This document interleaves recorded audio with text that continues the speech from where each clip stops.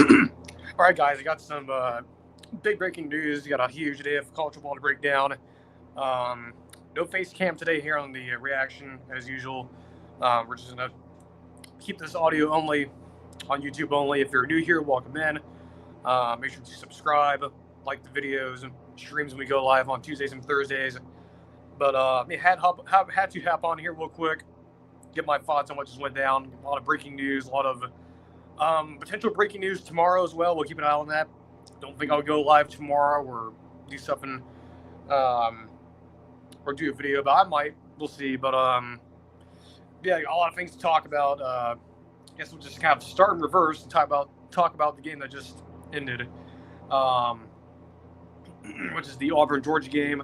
Again, uh, these streams, by the way, or these streams, videos are very pretty much not the usual show, so it's very laid back. So let me get things set up here and see where we are at. Find what I was looking for. All right. So I guess we'll just start here. Auburn, Georgia, UGA 20, Auburn 10. A lot of ways you can look at this game, and I posted this on Twitter a few minutes ago. But to put it bluntly, just the best way I can describe it, UGA, the referees to a certain extent, ended Hugh Freeze. There's no doubt in my mind that for this loss for Auburn, there's blame on both sides. The referees, Georgia, and Auburn. Auburn in the second half, offense abysmal. That's not surprising. Jackson Arnold is complete garbage. I think we all know that. OU fans were right about that. There's no doubt that he is a bad quarterback. And, you know, what's frustrating, too, is that Hugh Freeze, he had 3 years. 3 years to figure this out. You had Peyton Thorne, who was just as bad. Now you have Jackson Arnold, who is equally bad. And if you're Auburn, I think the bottom line is here, we can talk about the refs here in a minute. There will be changes at Auburn. Do not doubt that. There will be changes at Auburn. Maybe not this week, but certainly this week there could be a change there at leadership, probably going forward. And look, this has come from someone who doesn't even call for coaches to get fired normally. But there are about 3 or 4 guys today, 3 or 4 coaches that I believe are probably coach their last games, more than likely. So Hugh Freeze is definitely one of them. I mean, just look, man, the offense. I mean, this game to me is like a replay of last week's or the last game they played, which was A&M, Oklahoma game, and several games during his tenure. Just, you know, what's really sad too is that when you look at the results from the Hugh Freeze era to the Brian Harsin era, well, he was only there for 1 year, or like 2.5 years, or 1.5 years. They all basically look the same. There's like no difference between the Hugh Freeze era and like the Brian Harsin, like Carno Williams era. Like they all look the same, which is kind of shocking to believe. And I mean, in the modern era of offense, Auburn has yet to score 30 points on an FBS team this season. And they get Missouri coming to town, who was pissed off after what happened against Bama today. So, yeah, Hugh Freeze probably may have coached his last game as Auburn head coach. There will be a regime change there probably in the next 48, 24 hours probably. I mean, look, they may not do it this week. There's a chance they may not do it because of the referee stuff we'll get to here in a minute. But, yeah, from that standpoint, he's gone. I mean, it's clear. I mean, you're 0-3 in the SEC now. I mean, look, a whole lot of folks in the industry were sort of banging the drums about there being a huge overhaul of coaching staffs in the SEC. It's going to happen. There's no doubt. I mean, Sam Pittman being fired last week wasn't the last one. There's more coming. And Hugh Freeze probably the next one for sure.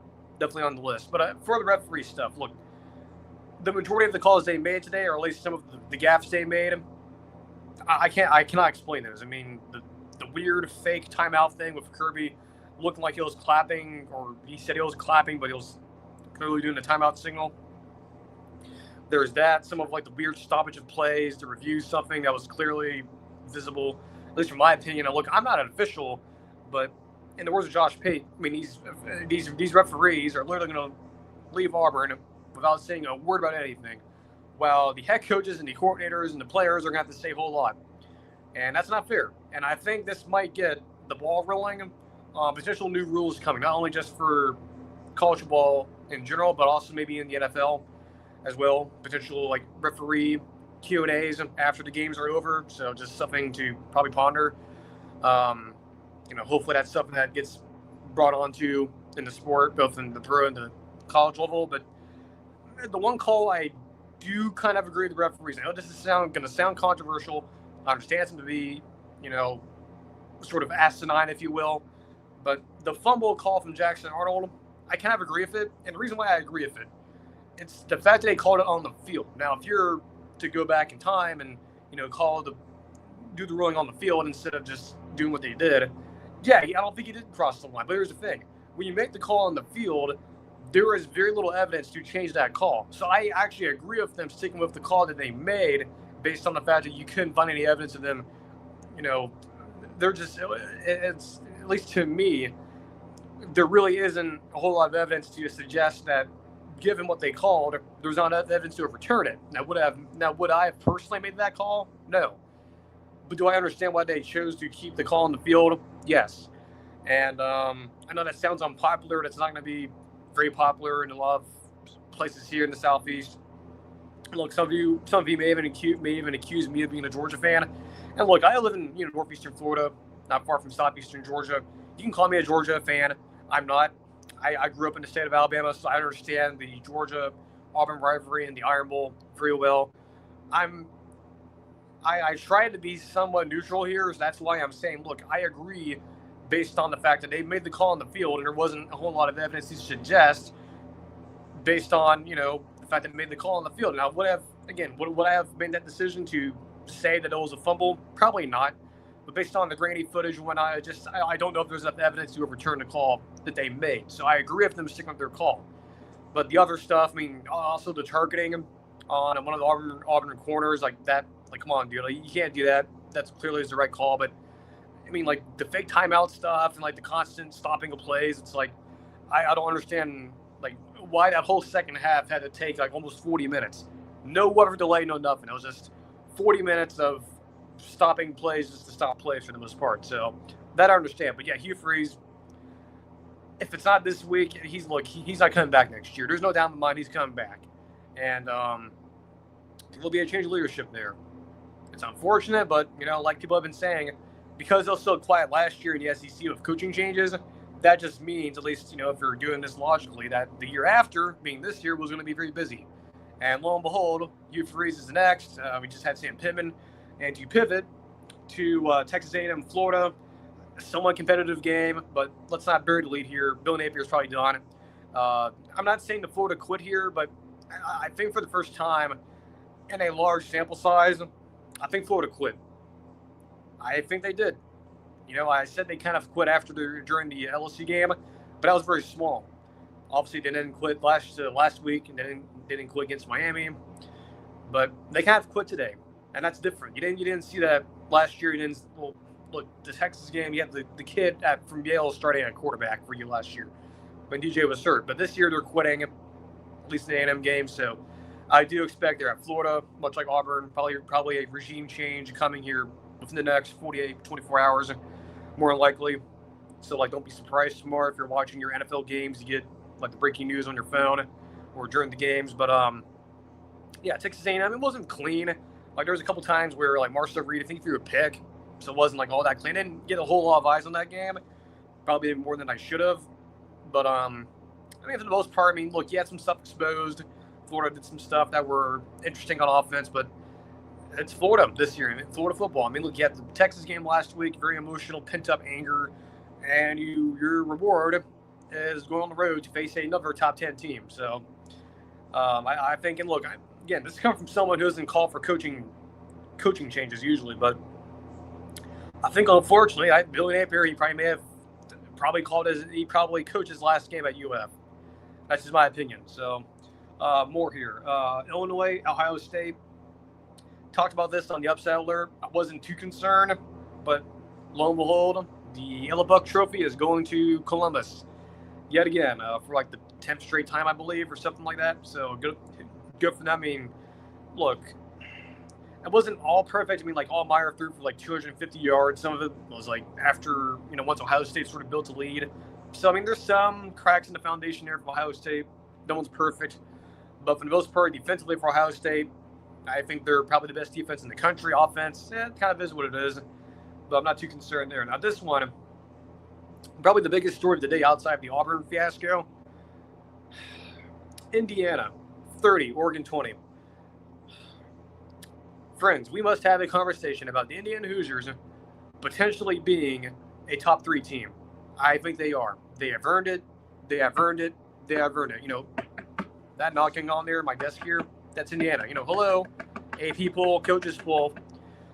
They're probably going to be like top 3, top 5 clearly in the polls tomorrow. I wouldn't be surprised if they're number 1.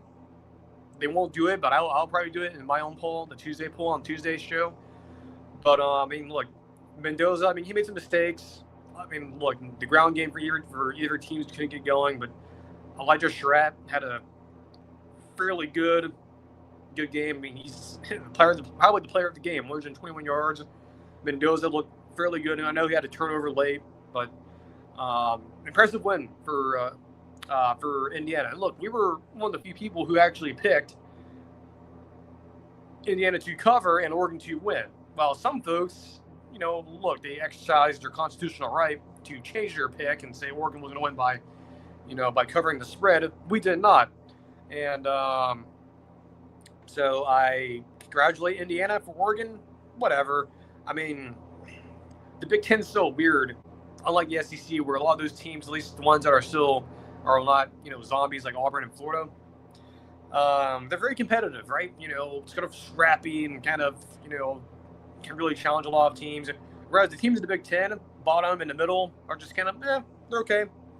But in the top tier, the cream of the crop, Ohio State and Indiana, even to Oregon still, to a certain extent, they're still quite good. So for Oregon, look, there's a lot of things got exposed with defense. The pass defense wasn't very great today. The offense with turnovers. I think they're going to be fine. Everything's okay. But this is interesting for Dan Lanning and them, right? I think we talked about this in the spring and summer. This is the first time they were going to have to rely on a whole lot of Dan Lanning's guys, right? Now, that's not a bad thing, but it was just a question we had, right? We haven't seen him have to rely on a lot of his guys he's recruited. He's mainly have to rely on transfer guys he's brought in from the portal, especially at quarterback, right? Bonex, Dylan Gabriel, after he hasn't had to start a guy that he recruited out of high school, and Dante Moore was actually that. And also the same thing with the guys on defense, too. A lot of those guys are guys straight from high school. We just didn't know for a little bit, in terms of how would that look for Dan Lanning. And so far, it's kind of, it's okay. It's not bad, but oh well. More here. Texas, Oklahoma. Look, I picked Texas to win. I thought, like I said during the Tuesday show, it's like, I've repeated this on Twitter too. Like there's just no way I could comprehend Texas being 3-3 before Halloween. That sounds like a rhyme, but I kind of felt that, and Texas did. Now look, Arch Manning and John Mateer both looked equally bad today. I was sort of expected it, right? I thought Texas defensively was going to carry itself. There was way too much pride on that team, way too much pride in that coaching staff. Arch, he played okay.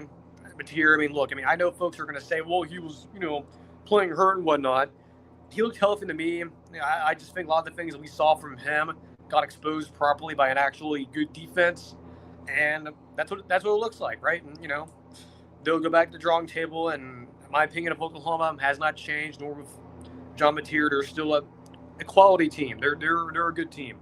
But for Texas, man, huge for them, man. Huge confidence booster too, just from the fact that again, they're not going to have 3 losses before Halloween. Like that's, I know you guys can't see me, but that was prayer hands before the game came on today and during the week for Texas. If you're a Texas fan or just me, and they delivered today, and good for them.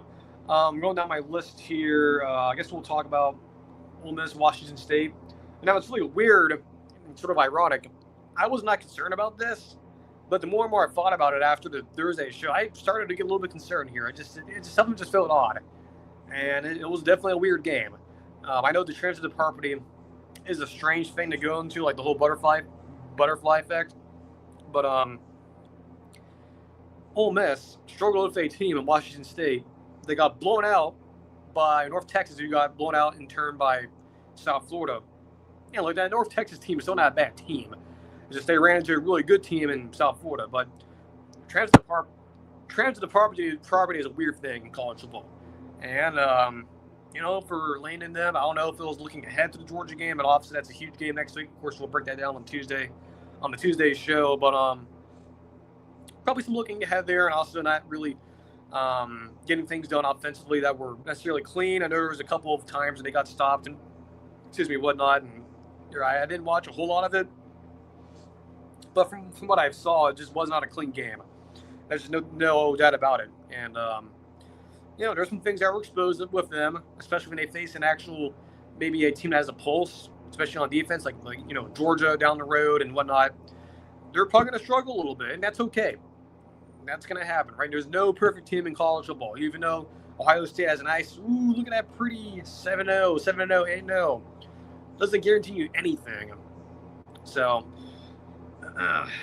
let's see here more. Bama, Missouri. This is kind of the game we thought we were going to get. Classic. It actually just slightly just below the actual final line on the game from FanDuel, which is 3.5. Basically, what we got was what I thought we were going to get. Tight, competitive game. Bama, I still don't fully trust them. But what's really interesting is that this could have been the Florida State game. When Missouri went down the field and marched down the field and scored, this could have very easily turned into the Vanderbilt game last year and the Texas A&M game. Or not the A&M, they haven't played A&M in 2 years. Florida State game, that's what I meant to say. This could have very easily turned into the Florida State game earlier this year. Or the Vanderbilt game from last year. It did not. They were competitive. Ty Simpson, he got stats a couple of times. And, I think we knew that coming in, that Missouri's D line was a little bit better than Georgia's. But, Ty Simpson, when he had time to throw the football, he was very efficient. He can run around too. People forget he's a dual threat guy. He's got some statue like Mac Jones or something. But, good for Bama. A huge win. They're rewarded with playing Tennessee next week. But Missouri, it kind of is what it is, right? They're still a good team. My opinion of them has not changed. has not changed. Hardy's still a good running back. Tribula, he had 2 picks. That's kind of the whole difference in the game. He had the turnovers. Defensively, again, from Missouri, I thought they represented themselves well. Yes, Caden Proctor is an absolute machine when they're using him in different ways. I know he hasn't always looked like that, but the guy's a total. There's a reason why Bruce Feldman had him all over the freaks list, right? Just all over the place. So good for Bama to actually win a game, a very tight game, and that's what you're going to get with killing the board. Same thing at Washington. A lot of those games are close. Go back to even the games against Washington State, not necessarily a Chamber of Commerce day. Let's see here more. I guess we'll fly through a couple of these. Kansas, Texas Tech, not really competitive in the second half. Daniels, though, played okay, but, that was good. LSU, look, their defense is going to carry them in games. They almost screwed around and found out about Cocktober, but good thing for their defense to exist because their offense has not changed after the bye week. And I think for a lot of folks, that kind of shocked a lot of folks. Now, I didn't expect a whole lot of changes with them, but it just kind of is what it is. Nussmeier threw, I think, 2 or 3 picks again. It's not great. More here. Arkansas, Tennessee. I thought this was a game that I was very concerned about. And it ended up being the case. Arkansas won by a field goal. Tennessee did over Arkansas 34-31. I was concerned about this game. So good for Tennessee to survive that. But, spirited game from Taylor Green. He threw a pick towards the end of the game. So, look, they kind of showed up. They had a pulse. So that's good if you're an Arkansas fan. At least it was fun. But, it's the same, a miserable experience, I guess. Virginia Tech, Georgia Tech, not really that competitive. Notre Dame, NC State, same thing. Michigan, USC, how about that? USC, out physically. Michigan, now look, we picked USC to lose the game. But, sometimes reverse psychology is needed, and Michigan lost. So in USC won. We picked Michigan to win the game, and look, we were wrong on that. And, it is what it is. But like I said, Lincoln Riley, prove it to me. You guys can play physically against these bigger brands in the Big Ten, and there you are. And how about that? Quietly, I think 5-1 now. Golf clap. They finally figured it out. Let's see here more. We'll get to Florida State here in a minute. A couple of the scores here. UCLA, how about this? Are they secretly back? 38-13 over Michigan State. Didn't watch a whole lot of this game, but I would imagine this game had a lot of Aiden Childs turnovers, probably the Whoopsie Daisy King reemerging. That's cool. See here, a couple other games. Kent State UMass, the Sickos game of the year. Very uncompetitive, by the way, which is really odd. Interesting. This one, oh man. This one in the Florida State game, I was waiting to avoid talking about these, but we can't anymore. Northwestern 22, Penn State 21. Like I said on Twitter, I'll go ahead and just pull it up again. We do this show. It's a more relaxed show, so it's not always we're not always prepared. But go to my Twitter profile here and put up what I just posted earlier. So, what ended up happening in this game if you didn't watch it? Now, if you were a sadistic like me, you probably did. I think this quote from me on Twitter kind of says everything. Penn State players decided to quit today. That's what you get. They quit today. There is no doubt in my mind they quit. And for a James Franklin team, that's different. That is different. Even in 2021, where they after the Illinois weird 10 overtime plus game, I mean they kind of quit, but they still show fight. But this to me sounds like they're quitting, or at least looks to me like they're quitting. I know Aller got hurt. It really doesn't matter anymore. It's like the season's the whole thing's totaled. Okay, you're not gonna sit here and like re-diagnose a car that just got blown up. Like it's still blown up. You're not gonna look at it and go, oh man, it looks worse than it did last week. No, blown up is blown up. Look, nothing's happened to James Franklin. He's not getting fired. I mean, the only thing that's going to happen to them is either A, he takes a different job that opens up, which, like I mentioned earlier, will be a lot, or he just up and resigns and goes do TV or something like Josh Pitt has theorized for like the past 2 years or so. I don't know what's going to happen there. Is he the coach next year, whether it's resigning or taking a different job? I don't know, to be honest with you. If you're a Penn State fan, in the state of Pennsylvania, I mean, the Eagles lose, the Phillies lose, I believe, and now Penn State. At least you have Pitt. They won today, so, I mean, cool. I mean, if it means anything. But, yeah, it's a mess up there in State College. It's not good right now. I don't know what else to say. We're not really going to cover Penn State that much anymore. They're not relevant anymore. So at least we won't talk about them on here as much anymore. They're just not relevant. Same with, like, Auburn and this next up, Florida State. Told you guys I was really concerned about this on Friday or on Thursday's show about Florida State teams under Mike Norvell have this really weird habit. I don't know. I've never understood it. Florida State fans never understood it either. Where Norvell's teams and they lose games in batches, it's bad. I mean, like 2021 after the Notre Dame game, lose to Jacksonville State, lose to Wake Forest. It's just like when it goes wrong at Florida State under Norvell, it goes really wrong. So that year, 2022, when they started off like 3-0 and they lost like 4 straight. Again, second example. Last year, lose first game, you lose multiple strings of games. That's example 3 now. That's example 4 now, which is this year. You're losing 3 in a row after starting 3-0.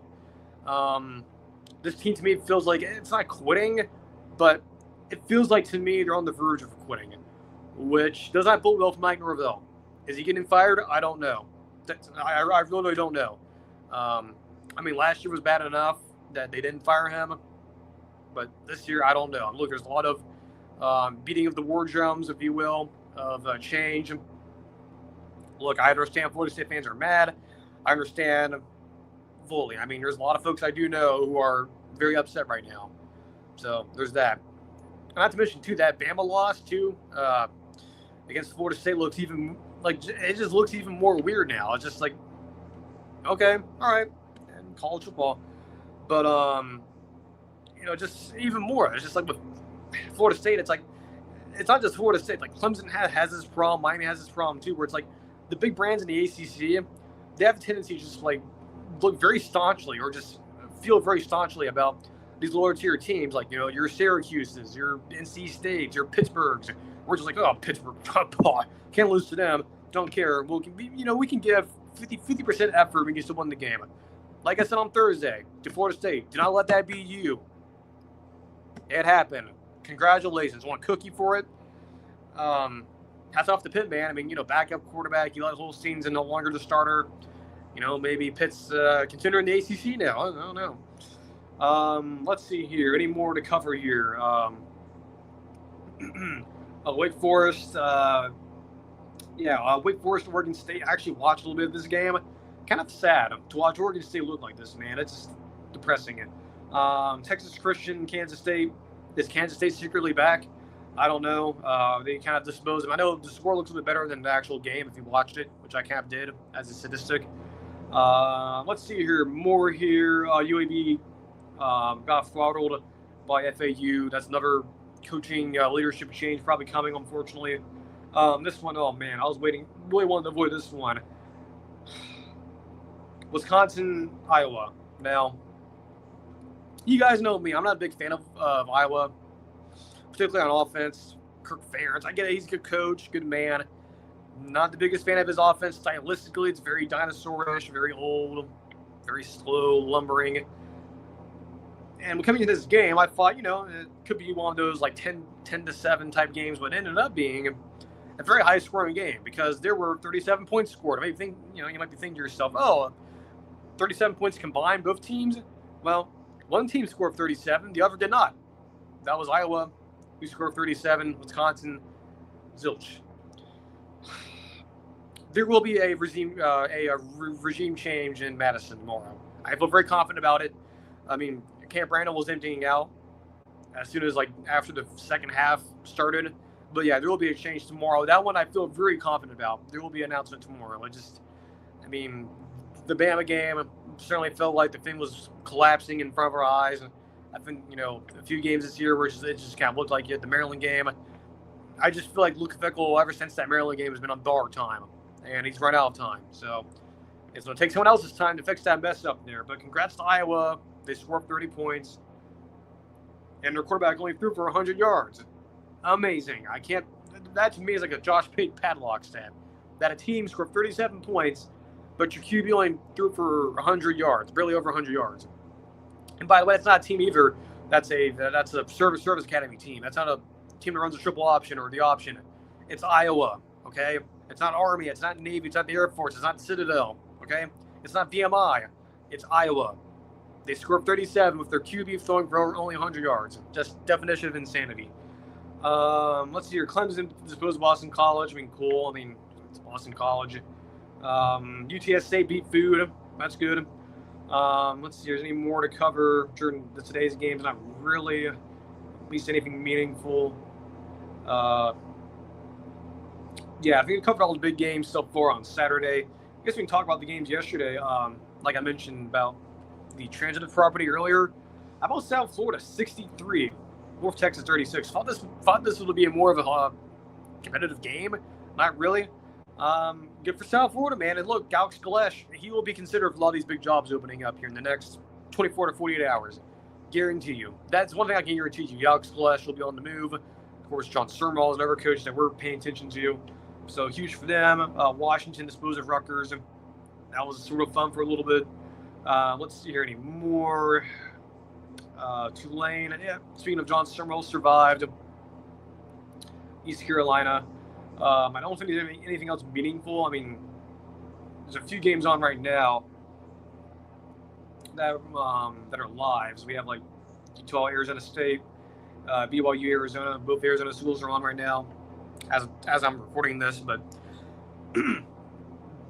I would imagine after I upload this and have this premiere early Sunday morning, those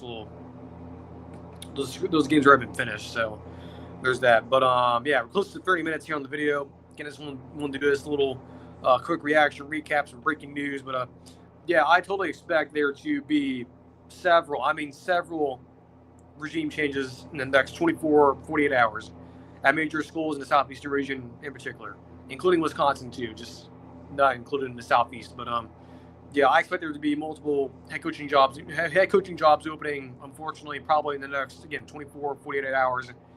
So prepare accordingly, from whatnot. But I think it's coming down for a lot of these teams like Auburn, Florida, Wisconsin, probably the big three right now. Florida State, we'll see on that one. I'm still warm, but the ones I feel very confident about are those three. I just feel like a change is coming sooner rather than later. But we'll see if we do another live stream or not tomorrow. Probably not. Or another video. Probably just talk about on the Tuesday show. Sort of get more information if these things do happen, like I think they will tomorrow. But yeah, we have Bucks, 49ers tomorrow on CBS. Tune in for that if you're a Bucks fan or if you have a Sunday ticket. So until Tuesday, enjoy the games tomorrow on Sunday, and we'll see you guys on Tuesday.